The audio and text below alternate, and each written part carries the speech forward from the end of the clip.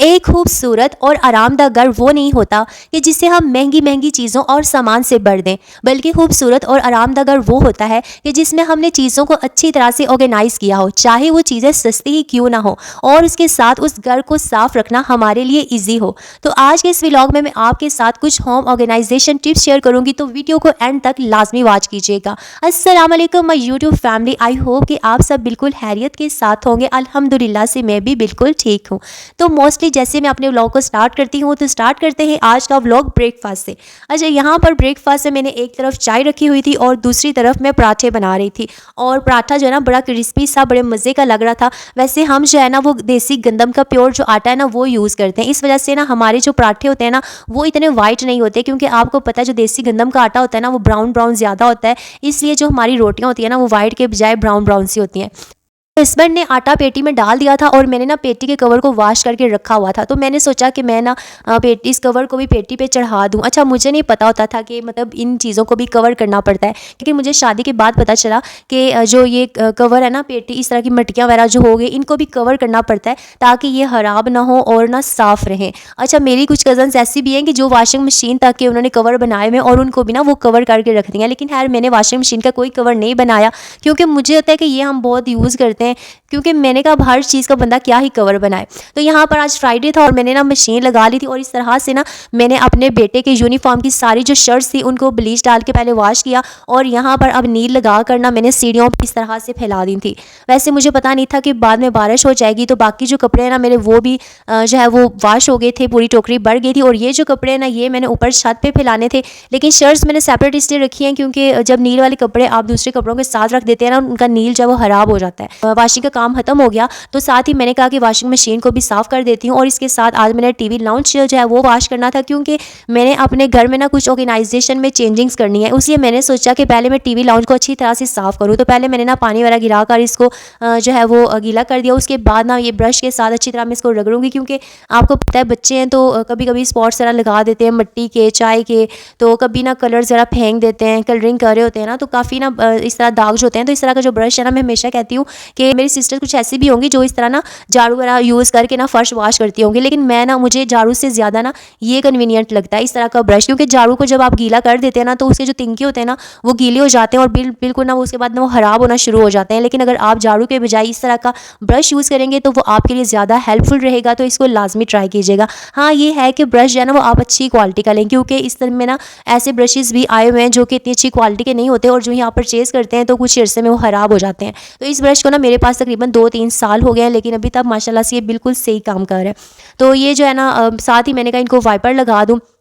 और मैंने चीज़ों को ऑर्गेनाइज़ क्या करना था। अच्छा, मैं ना इस चीज़ को बड़ा फ़ील कर रही थी कि मैंने ना अपने घर को इस तरह से ऑर्गेनाइज़ किया हुआ है कि मेरे ना सामान मैंने समझो कमरों में बहुत ज़्यादा रखा हुआ है, और सफाई जो है ना मुश्किल से हो रही है। इससे पहले ना मैंने अपनी सास का रूम आपके साथ शेयर किया था, और जो हमारा जहाँ पे हम सोते हैं ना, जो हमारा बेडरूम है, वो मैंने 2 रूम शेयर किए थे, और मैंने उसमें सिर्फ 2-2 3-3 चीज़ें रखी हुई हैं ताकि रूम में ना आसानी से सफाई हो। लेकिन मैंने सोचा कि इस रूम में तो मैंने सारा फर्नीचर इस तरह से लगाया हुआ है, बेड के सामने ड्रेसिंग टेबल, और ये जो डाइनिंग टेबल है ना यहाँ पे इसने बहुत ज़्यादा जगह ली हुई थी, और यहाँ पे साथ ही बर्तनों वाली अलमारी है, यानी रूम को ना मैंने पूरा जो है फर्नीचर से कवर किया हुआ है। तो अब जब यहाँ पर मैं सफाई करती थी ना तो बेड और बेड का जो साइड टेबल है और जो ड्रेसिंग टेबल है उसके दरमियान बहुत ही कम फासला था, जिसकी वजह से ये देखें यहाँ पे ना बहुत ही कम फासला था। और जब मुझे सुबह स्कूल की जल्दी भी होती है और मैंने सफाई वगैरह करनी होती है ना, तो अब इन चीज़ों को उठाना फिर झाड़ू लगाना बहुत ही मुश्किल होता है, क्योंकि यहाँ पे मैं तो ईजिली लगा भी नहीं सकती। तो मैंने सोचा कि मैंने क्यों इस चीज़ से पहले तवज्जो नहीं दी, तो मैंने आज ये सोचा कि ये जो डाइनिंग टेबल है ना इसको उठाकर मैं बाहर टीवी लाउंज में लेके जाऊँगी,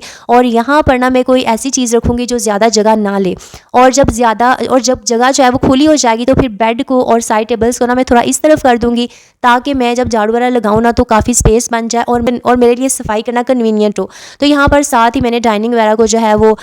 साफ़ करना शुरू कर दिया था, और शुक्र है इस टाइम ना मेरे अकेडमी के स्टूडेंट्स भी आए हुए थे, तो उन्होंने ना मेरी बड़ी हेल्प की इस ऑर्गेनाइजेशन में। वरना आपको पता है अकेला इंसान जो है वो इस तरह की भारी चीज़ें उठाने में और इनको रखने में आगे पीछे अकेला इंसान इंसान जो है वो इजीली ये सारे काम नहीं कर सकता। तो क्योंकि मैंने ना आप लोगों के लिए क्लिप्स भी शूट करने थे, इसलिए मैं अकेली तो अब जो है वो कुछ भी नहीं कर सकती। तो गेस्ट रूम के साथ साथ ना मैंने यहाँ पर ड्राइंग रूम की ऑर्गेनाइजेशन भी चेंज करनी थी। यहाँ पर ये था कि मेरे सोफ़े आपने देखे हुए बिल्कुल एक दूसरे के साथ साथ थे, और जब यहाँ पर भी सफाई करती ना मेरे लिए बड़ी मुश्किल थी, क्योंकि एक तरफ तो मेरे सोफ़े थे और सोफ़ों के सामने ना मैंने प्लास्टिक वाली चेयर्स लगाई हुई थी। लेकिन अब मैंने वो जो प्लास्टिक की चेयर्स थी वो यहाँ से उठा करना मैंने गेस्ट रूम में रखनी थी ड्राइंग टेबल की जगह पे, और यहाँ पर ड्राइंग रूम में सिर्फ मैंने सोफ़े रखने थे। लेकिन मुझे समझ नहीं आ रही थी, मेरे सोफ़े ना 1 2 3 वाले, पहले मैंने 3 वाला उस साइड पे रखा, 2 वाला इधर रखा, तो वहाँ पर जगह काफ़ी खाली लग रही थी, मुझे ये सेटिंग अच्छी नहीं लग रही थी। फिर मैंने चेंज करके जो 3 वाला है वो सामने रखा, और 2 और 1 वाला जो है ना वो एक दूसरे के आमने सामने रखे। तो फिर मैंने कहा ये पहले से अच्छा लग रहा है, मुझे ना ये सेटिंग पहले से अच्छी लगी। तो मैंने कहा बेशक जो भी है, लेकिन कम से कम मेरे लिए सफाई करना तो ईजी होगा। वैसे भी ना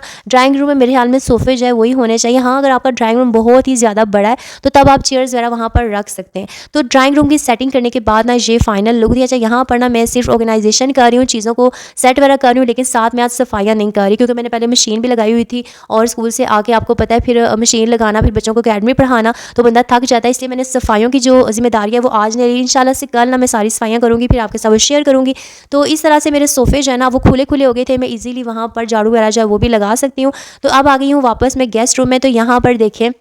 मेरी सारी सेटिंग हो गई थी, और आप ये देखें यहाँ पर जो बेड का साइड टेबल है और ये जो सामने ड्रेसिंग टेबल है, इसके दरमियान देखें कितना ज़्यादा डिस्टेंस पैदा हो गया। अब आराम से मैं यहाँ पर खड़ी होकर ना इसके अंदर से गुजर कर भी मैं झाड़ू लगा सकती हूँ इजीली, क्योंकि मैंने ना बेड को थोड़ा सा इधर कर दिया विंडो के इस तरह, और साथ ही साइड टेबल भी आगे चले गए हैं। और इसके साथ मेरा डाइनिंग टेबल कहाँ गया वो देखें, मैं आपको दिखाती हूँ। जो मेरा डाइनिंग टेबल है ना, ये गेस्ट रूम है, गेस्ट रूम ये सामने आपको बेड नज़र आ रहा है, बेड के सामने वो देखें, ये जो डाइनिंग टेबल मेरा अंदर लगा हुआ था पहले बेड के सामने लगा था, अब ये बाहर टीवी लाउंज में चला गया है। और इसकी जगह पे हमने गेस्ट रूम में क्या रखा है, तो इसकी जगह पे ना हमने यहाँ पर ना ये चेयर्स इस तरह से लगा दी हैं। वैसे मैं पहले चाह रही थी कि टेबल जो है ना वो मैं सेंटर में ना रखूँ, बल्कि वॉल के साथ लगा दूँ, और चेयर्स जो है ना वो मैं 2 कलेक्ट करके रख दूँ, क्योंकि मुझे ये था कि मतलब इसने भी काफ़ी ना ऐसे जगह ली है। लेकिन मसला ये है कि फिर ना जो मेरे स्टूडेंट्स से कह रहे थे नहीं मैम ऐसे अच्छा लग रहा है, आप ऐसे ही टेबल को ना सामने रखें चेयर्स के, तो मैंने कहा चलिए ठीक है, उनकी सुन लेती हूँ। वैसे आप बताएं आपको मेरी ऑर्गेनाइजेशन कैसी लगी। लेकिन पता है क्या, मेरा दिल कर रहा था कि अगर ये चेयर्स रेड के बजाय स्किन कलर में होती ना